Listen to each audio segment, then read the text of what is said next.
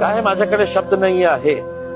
खूप धक्कादायक बातमी आली. माझ्या मुलाने मुंबईवरून फोन केला. सकाळी झोपेत होतो आणि त्यांनी सांगितलं की अजित दादा इज नो मोर. झोपेतून उठतो आणि अशा प्रकारची बातमी ऐकतो तर मला विश्वास बसला नाही. मी म्हटलं कोणाच्या बाबतीत बोलतो? तो अजित दादा. मी म्हटलं अजित पवार? तो बोले हा अजित पवार प्लेन ऍक्सिडेंटमध्ये दुर्घटनेमध्ये त्यांचा मृत्यू झालेला आहे. कुणाला विश्वास बसणार आहे? कुणालाही विश्वास बसू शकत नाही आहे.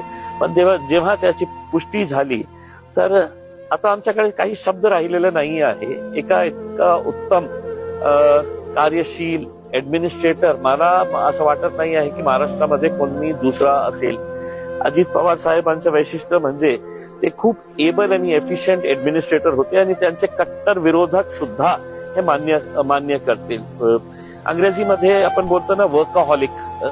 ज्या माणसाला फक्त काम करण्याची सवय होती, फक्त काम काम आणि काम.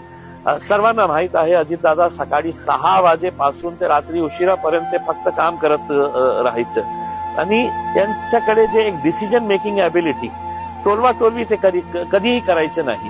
काम होणार असेल तर तुमच्या तोंडात ते सांगणार हो हा हे शक्य आहे, आणि नाही होणार असेल तर ते स्पष्टपणे हे बोलणारा माणूस होता की नाही हे काम शक्य नाही आहे, हे होणार नाही. आणि तेव्हा ते म्हटलं नाही होणार तर ते नाही होणार. तर अशा प्रकारचं एक एबल ऍडमिनिस्ट्रेटर, दुर्दैवी त्यांचा अशा प्रकारे मृत्यू होणे हे फक्त महाराष्ट्र नव्हे तर देशासाठी एक खूप धक्कादायकच बातमी आहे.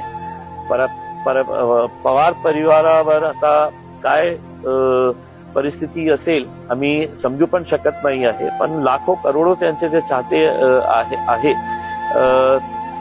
यांच्यावर ही काय आज हे बातमी कळल्यानंतर काय त्यांचं रिॲक्शन असेल.